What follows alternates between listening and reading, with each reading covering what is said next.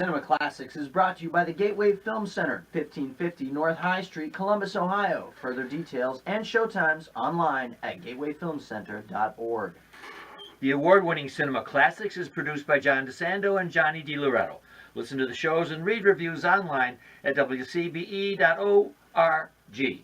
I'm Johnny DiLoretto. I'm John DeSando. This is Cinema Classics, and a Cinema Classic guy all around is John Goodman.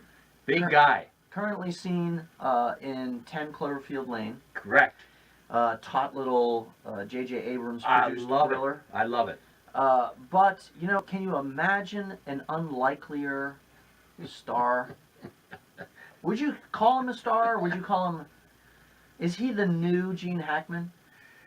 I don't think so. I think he is less of a personality, even though he does, when he wields a bat in Trumbo, he's a very funny film producer. Mm-hmm. And he can play almost any role, make it funny, make it likable, but I think he lacks, well, I love the nuance. Yeah, I do indeed. But he has a $4.5 million mansion in Pacific Palisades, yeah. And he has 150 entries in his filmography. That's interesting. I like this jumping off point of comparing him to Gene Hackman because they have both played similar roles. But you're right, looking back at John Goodman's career, you don't have any Popeye Doyles. You don't have any, you know... Yeah, that's a good one. Or even something like Royal and the Royal Tenenbaums. Oh, right. Something as nuanced as that. However, John Goodman has been around. He is a likable guy, and audiences, even though I don't think decide to go to a movie because John Goodman is in it, right? I think that they reap a lot of joy and rewards when he is in a film. No, I think that's great. Anyone producing a film who has John Goodman knows that he brings a certain anchor to that. That when one looks at the cast, even though you might not like, say, Ben Affleck, you might like seeing John Goodman in Argo.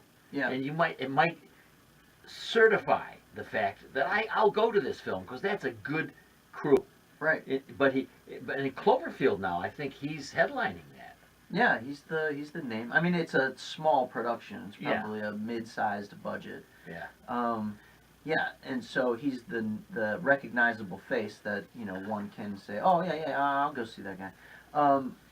But you know, let's not forget John Goodman. He's been around for a long time. You got his list there? Oh, I do. How far back can we go? I can go back to the Big Easy. The Big Easy is 1986, but most prominently 1987, Raising Arizona. Cannot underestimate what the Coen brothers have done for John Goodman and what he has done for them. Yes.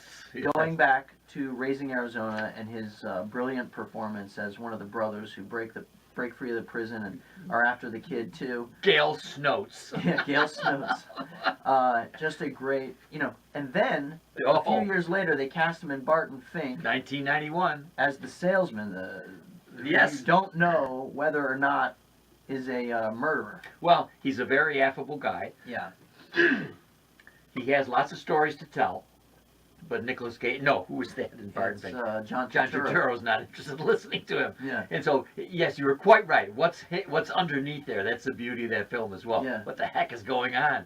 But he does a great job with it. Yeah, and he's whatever it is that he does, his comic sort of tone, just sings in that Coen Brothers, you know, that Coen Brothers piano. I don't know. I'm trying to not mix metaphors here. You know what I'm saying?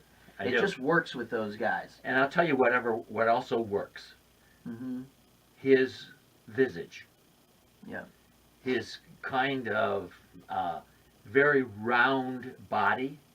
Yeah. With a face that he works. It's not a beautiful face, but he works it well. It reminds me of Jonah Hill, who lost weight. Yeah. And lost my interest. Right. When he lost weight. So I think that his being a big guy, 6'2", yeah, he must be 250. Well, if you've seen the latest trailer for the new Jonah Hill movie, rest assured, relax, he's put on all the weight. Great, yes, back on. yes. But the difference between a Jonah Hill and a John Goodman, besides age and actual, you know, the ability to do some of these other roles, right? Jonah Hill just looks like an overweight schlob. Right. He's a buddy. He just looks like an overweight slob. John Goodman looks like a football player gone to seed. So no, I don't mean that as dismissive. He looks powerful. Yes. He yes. looks like, yes, he might have put on weight over the years, but this is a guy that can put you through the wall. Right. You know, and that brings some power to that physical presence he has on screen. And don't forget, you know, the years he spent opposite Roseanne Barr. Oh, it's Dan Connor. You know, one of the great TV husbands. Oh, wow. And a guy who could have easily been overshadowed by that personality, but was not. And don't forget, the Flintstones movie would never have happened. I'm sorry, I forgot that. Yeah, they would have canned that whole movie had he not taken that role. That's how much they were depending upon his persona to bring Fred Flintstone to the screen. Yeah. Then, well, of course, they're favorites of mine. One being in 1998, The Big Lebowski. Yeah, another Coen Brothers. He plays a Vietnam vet, a bowler, I think. Right. And the strategist for these goofballs. Yeah. See, it's funny now when you think about the Coen Brothers and the way they use him. Always slightly villainous. Yes. But very likable, you know? Yep. Oh, Brother, Where Art Thou in 2000. Yeah, what's he playing there? I don't remember. He's a Bible salesman. Slick-talking Bible salesman. Okay. Yeah. That's a film where he could be lost just because if you can't remember him, then he must have been lost amongst the other great actors. Well, you know, I actually, as big a Coen Brothers fan as I am, I think I've only seen Oh Brother, Where Art Thou one time. Okay. Yeah. And now, on the other side, I'll bet part of that mansion he bought was due to his being the voice of James P. Sullivan in Monsters, Inc. Right. I'm sure most of this money, this mansion money, comes from Disney, Pixar residuals, and Roseanne in syndication. And that's another part of his personality that I don't think Jonah Hill has, is the ability to do these voiceovers. Yeah. And Jonah Hill's done it. Jonah Hill's just still too young. He hasn't grown into a. You know, don't get me wrong. The guy's very talented. I really enjoyed him in Wolf of Wall Street. I thought he was, you know. Excellent. And Moneyball. And Moneyball. Yeah, boy. Those two parts. So he's showing range. Yeah. He's showing that he's interested in trying to work in a different vein. But I think he just needs to age a little bit, to season a little bit. I mean, the difference, if we're doing more, is that I don't think John Goodman has ever been nominated for an Oscar, and I believe Jonah Hill was for Wolf of Wall Street. Interesting. Yeah. You know, I'm just saying that in all this 150 entries in IMDb for his filmography, not once does he have a nomination. That's really fascinating. You know, and but it also makes sense, because is there a John Goodman role that you would nominate? You know, they always are slightly just character roles, and he hasn't even done anything I think that would qualify as a best supporting role. And again, we come full circle. You know, he just doesn't bring maybe what somebody like Gene Hackman brings, or he's not taking those parts.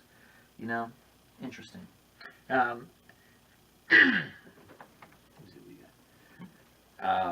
me see. Well, there are, I think, darker films that he's not always in comedies. First of all, I mentioned yeah, okay, I know. And that's it for this episode of Cinema Classics. When he plays the makeup man in Argo. Yeah. That's serious business. It's funny in that. Yeah. Then Inside Llewyn Davis. Oh, I missed that one. He plays a jazz man. He's pretty self-assured, I think some call it, and obnoxious in that one. But again, we're talking about the range of this guy, but never having been nominated. Maybe he's just too good. Yeah. Maybe he's just too believable. Anyway, that's John Goodman. John Goodman, probably the most likable character actor of the last 20, 25 years, would you say? I see, that's right on. Like I said, anytime you see John Goodman's name in a cast lineup, you can be sure that there will at least be a couple of smiles to be had. You got it.